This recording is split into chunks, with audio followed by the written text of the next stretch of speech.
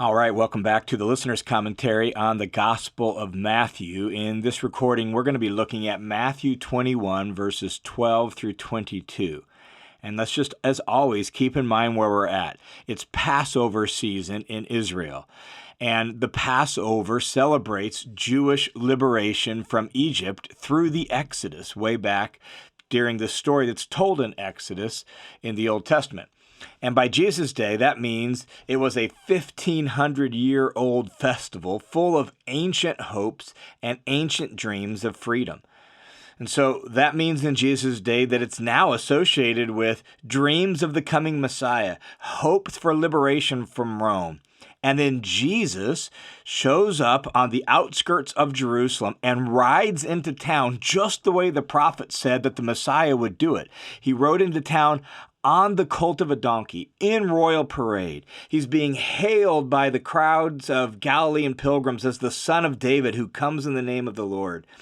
And that's where we're at in the flow of the Gospel of Matthew, as well as where we're at kind of culturally in this moment where all of that would be profoundly symbolic and stirring up all sorts of longings and hopes and anticipation and excitement, as well as suspicion and questions and wondering, right?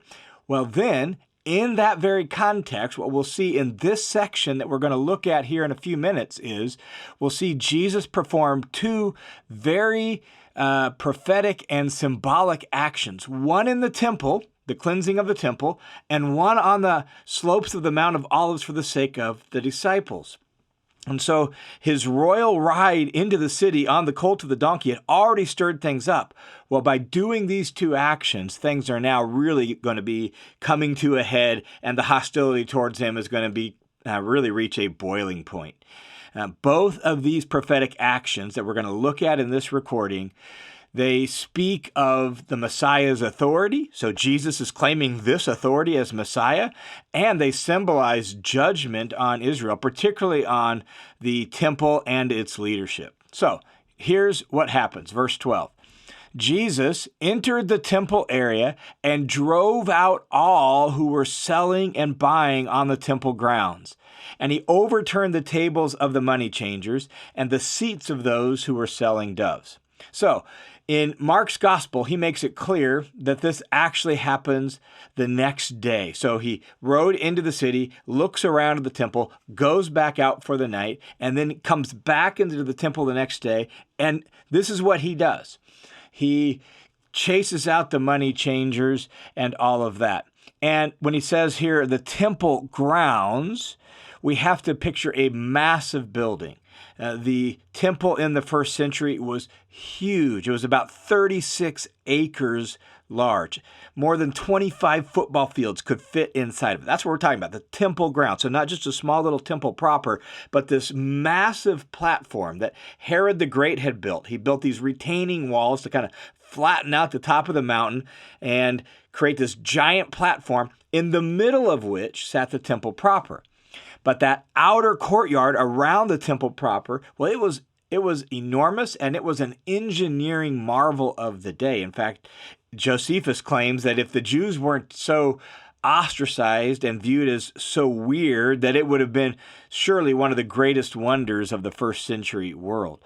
And these outer courtyards actually were open to the Gentiles, to the nations. They could come into that. Jews were the only ones who could go into the temple proper where worship happened, but the outer courtyard had what were called stoas around the perimeter, like colonnaded porches or porticos all the way around the perimeter.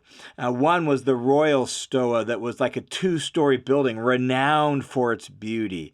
And the money changers were positioned maybe somewhere under some of those porches, under those roof or those cover colonnaded porchways. And originally, the stalls and the shops and the money changers had been located on the slopes outside of the city, on the slopes of the Mount of Olives, because they were necessary for travelers to buy what they needed for the festival. They were necessary to be able to buy their offerings because they had traveled from a long way. But now, in Jesus' day, they've moved that from outside the city and from the hillside into not just the city, but into the temple proper. In fact, the evidence seems to suggest that this is a fairly recent innovation by the high priest Caiaphas. And it's their presence in the temple that's really the focus of Jesus's ire. And so he chases out the money changers, overturns their tables, tips over the seats of those who are selling doves, and then he explains exactly what he's done in verse 13 and why he's done it. He says in verse 13, "It is written, my house will be called a house of prayer, but you're making it a den of robbers." Those two phrases, house of prayer, den of robbers, combine two Old Testament passages. One, Isaiah 56:7, and the other, Jeremiah chapter 7, verse 11. The passage out of Isaiah 56:7. Well, there it's saying God's house is meant to be a house of prayer for all people, for all the nations, so that they can experience the wisdom and the truth and the light of God. That's the point. And here you are in the Gentile portion of the temple, where instead of experiencing worship, now it's become a marketplace. That's part of the concern. The other passage is from Jeremiah 7:11, the den of robbers section. And basically in Jeremiah 7, what is going on there is that they're all this unfaithfulness to God, they're all this, syncretism with pagan religions, and all this unfaithfulness to Yahweh, and yet they're claiming, but we've got God's temple, and God's on our side, and we've got a covenant with God. And so they're acting as if, in Jeremiah's time period, they're acting as if the temple gives them this security and guarantees God's protection regardless of their unfaithfulness.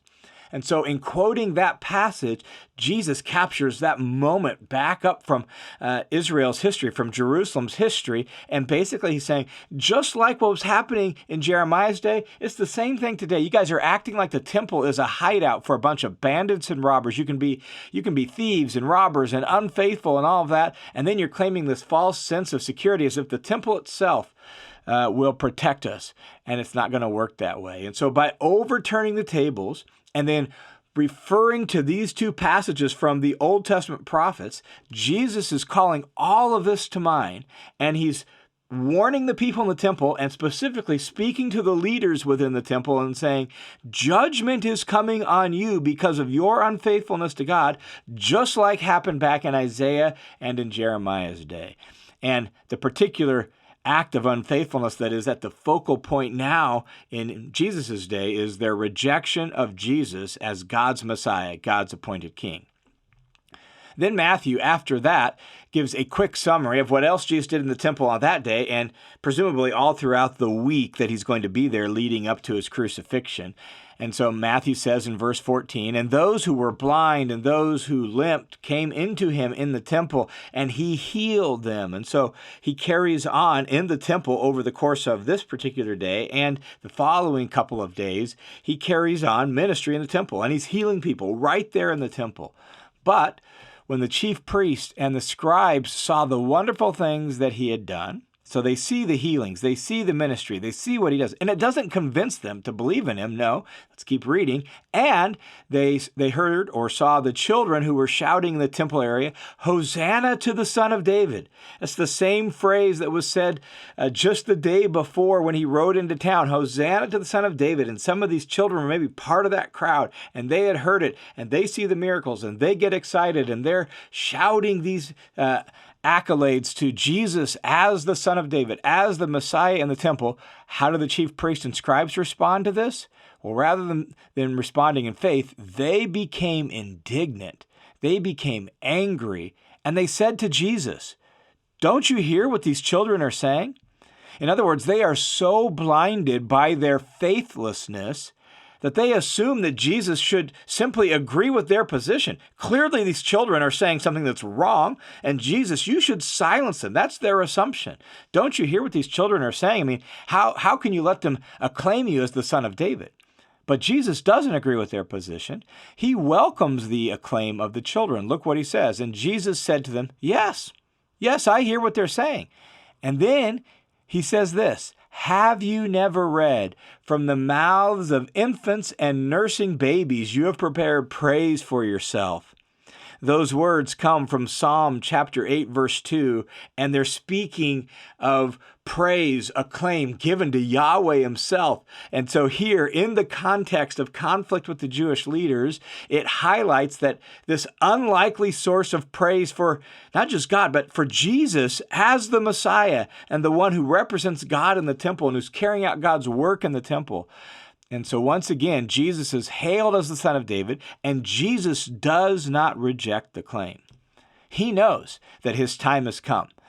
No more delay, no more evasive tactics. So right here, in this moment, during Passover and in the temple itself, with all these hostile Jewish authorities around him, Jesus admits his royal identity. He's the Messiah, and he's going to welcome people calling him that. After that then, in verse 17, Matthew notes that Jesus left them, went out of the city to Bethany, and spent the night there. So he spends the day in Jerusalem, in the temple, with ministry and all of that going on, and then he goes out to Bethany because they weren't staying inside the city of Jerusalem for the feast week, but they were staying out of town in a little outlying town called Bethany. This was actually a very common practice during Passover because so many extra people filled the city from all over the Roman world that people would stay on the hillsides. They would stay in outlying cities with maybe friends or family. And so after spending the day in Jerusalem, Jesus and his disciples returned to Bethany. Now, before we look at the next little snapshot, the next symbolic prophetic action that Jesus does, just take a moment to reflect on this. Jesus comes into Jerusalem as king, riding on a donkey, just as the prophet Zechariah has said, and he finds Jerusalem lacking. He's like, if you will, a fruit inspector, and he sees all sorts of rotten fruit, corrupt fruit, and in places he sees the absence of fruit, and he addresses that with this prophetic symbolic action of turning over the money changers' tables and then tying it to passages in the prophets about judgment coming on Jerusalem, just as it had in the past. And in doing so, Jesus is very much forecasting what lies ahead for Jerusalem and for Israel. As a prophet, look at verse 11, right? As a prophet, Jesus uses symbolic action to pronounce judgment on Israel. He even recalls this language from their prophets, right? House of prayer, den of robbers, from past prophets. And so in doing all of this, what he's really highlighting is a warning of judgment is coming on you because of your unfaithfulness to Yahweh and your rejection of me as the Messiah. Then, after that, Matthew records another symbolic prophetic action that Jesus performed, this time really aimed at the temple and at the Jewish leadership, but in the presence of the disciples for their benefit. Now, little technical note, Mark gives us a little bit more detailed version of this whole little sequence of events. And so he lets us know that the next symbolic action that we're going to read actually occurred over the course of 2 days. So the morning that Jesus comes into town, when he casts out the money changers, is when he pronounces the curse on the fig tree. And then it's the next morning when they see the fig tree cursed and withered up. And so it's actually sort of like a 2-stage miracle, but Matthew gives us a condensed or compressed and summary account of this whole thing for his purposes. So look what happens. Now, in the early morning, when he was returning to the city, he became hungry. That is, the morning after he chased out the money changers. So it's the day after chasing out the money changers. And Jesus, is hungry. And here's the symbolic action. This is another prophetic act by Jesus. And seeing a lone fig tree by the road. So he sees this fig tree, and he came to it, and he found nothing on it except leaves alone. And he said to it, "No longer shall there be any fruit on you." Now, as I noted, this is another symbolic or prophetic action. This is not just like some random act of a man looking for a snack that happens to have magical powers, right? That's not what we're talking about. It's a symbolic action in the tradition of the Hebrew prophets as an object lesson, really, for Jesus' disciples. Jesus had been over this hill many times in his travels to Jerusalem, and He had been over this hill a couple times in the last couple days. He surely had seen this fig tree. And so in some ways, he may have actually planned out this moment right here. And so he's hungry. He goes to this fig tree. And as he comes upon it, it's all leafed out. It's looking lush. It's looking beautiful. It's looking like a very healthy fig tree. But when he comes to it, what does he find? Well, he finds no fruit. No fruit. Now, Jesus has grown up in this region. Jesus knows that figs don't mature until fall, but we're in the spring. All right, like Jesus isn't dumb. He knows that. So what is he looking for? Well, in the spring, there should have been small little nodules that would become the mature fruit in the fall.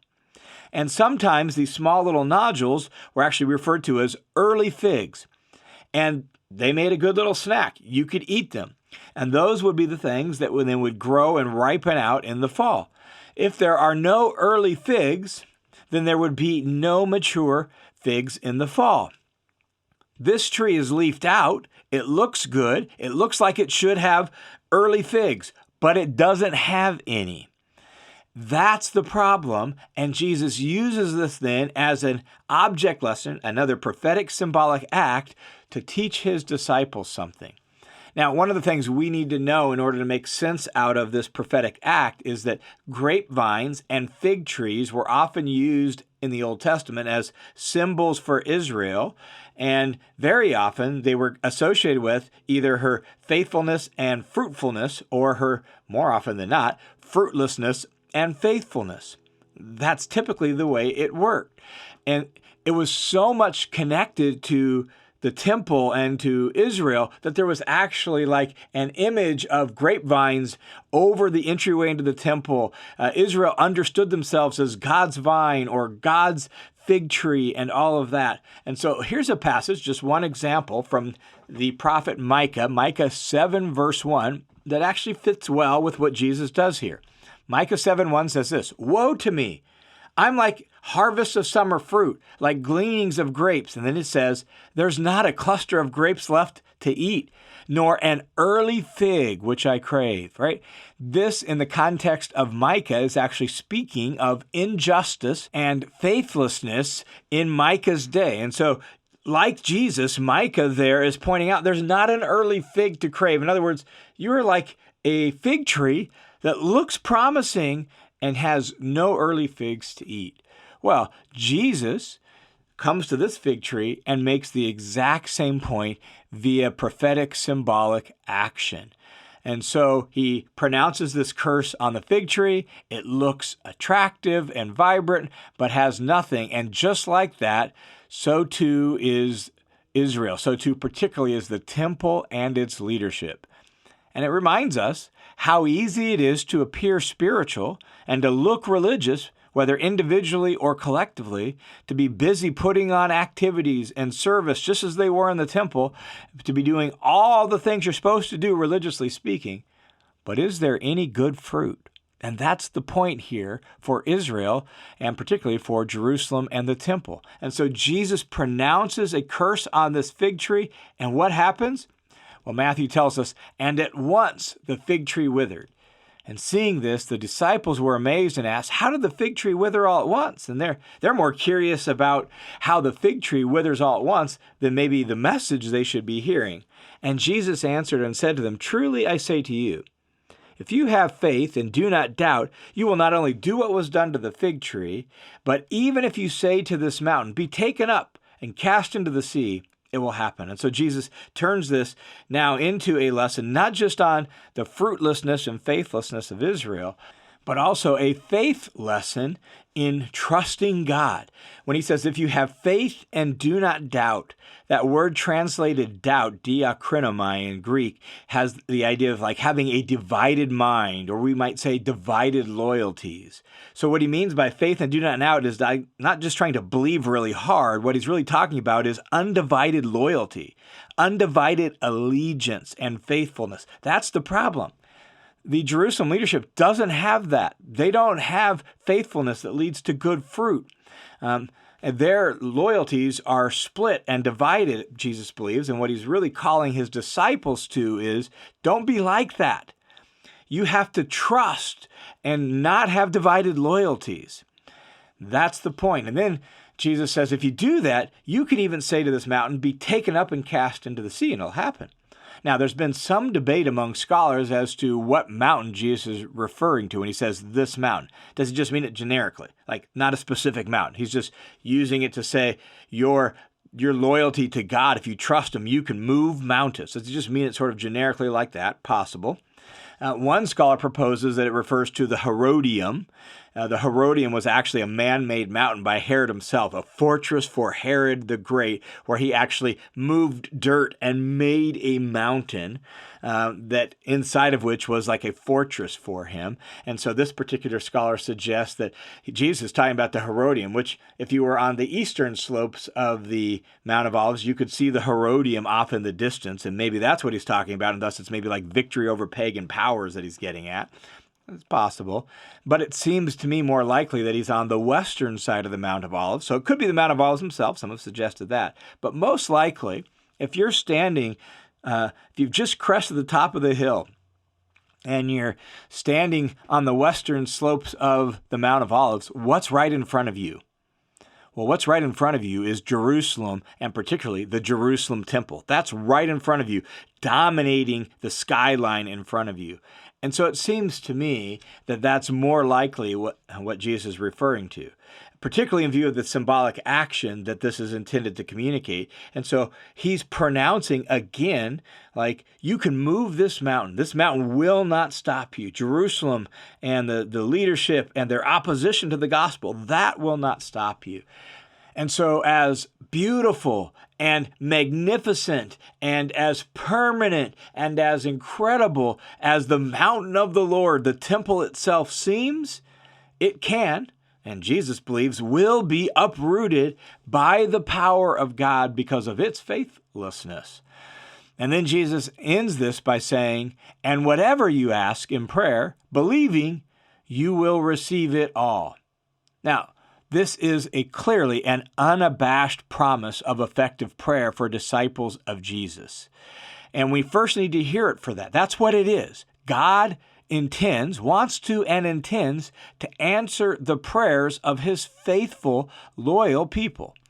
But once we hear it as that, we also need to make sure we hear it in the context of all of Jesus' other words about prayer and all the rest of the New Testament teaching about prayer. Because in plenty of other places in the New Testament, there are qualifications put on prayer. Asking, for example, in Jesus' name, that's a qualification.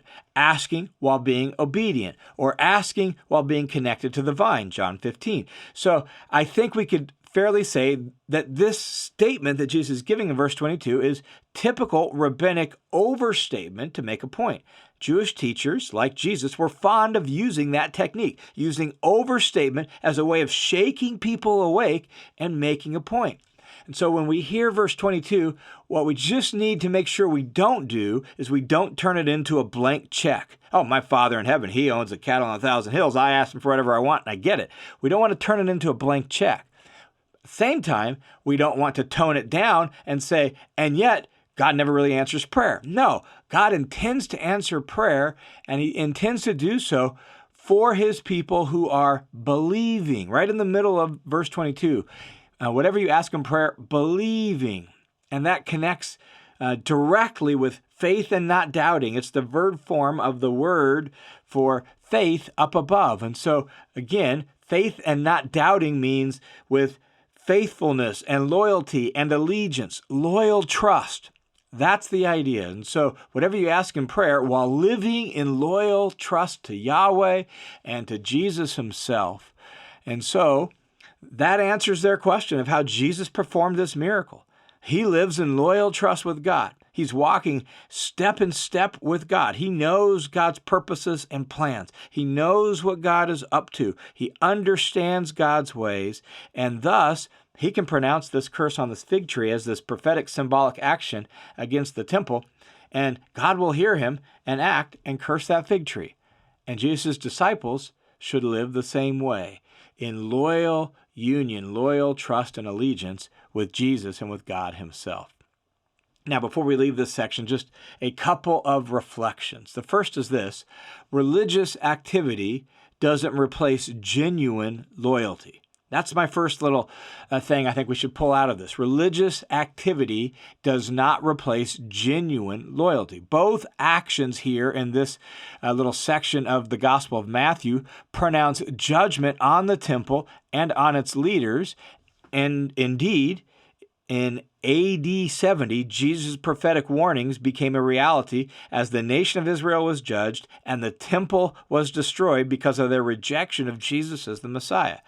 And one of the things that reminds us is that religious pedigree, religious performance, does not replace faithfulness to God and to his Messiah. And that's really one of the implications of what Jesus is getting at when he quotes Jeremiah 7:11 about the den of robbers. You can't depend on the temple, and you can't depend on your religious activity in the temple to protect you from the consequences of your disloyalty to God. So just because maybe you go through some religious actions or religious behaviors, or just because you're known as a religious person, or just because you have some religious associations, that does not protect you from judgment that comes from disloyalty to God. Religious activity does not replace genuine loyalty. What God cares about is genuine loyalty. And then the follow-up to that, the second reflection here is that genuine loyalty, that empowers prayer.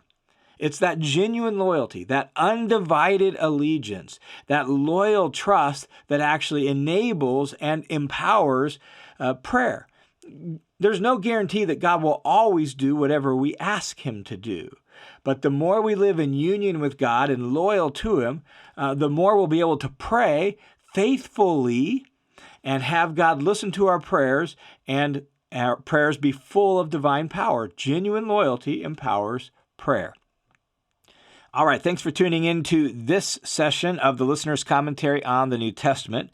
The Listener's Commentary is a listener-supported, crowd-funded Bible teaching ministry that is made possible by the generosity of all sorts of people who believe in this ministry and give one-time gifts or monthly gifts to support it. And so, to you who make this ministry possible by your generous support, thanks a ton. God is bearing good fruit around the world because of your faithfulness and your generosity. And if you've been blessed or impacted by this ministry in some way, could I invite you just to prayerfully consider joining the team of supporters so that this ministry can continue to grow, so that more things can be done. I want to create transcripts for these episodes, and maybe even with some of the more modern tools, we can easily turn those transcripts into foreign languages so other people then could read or even listen to this in their own native language. And all of that takes time and resources.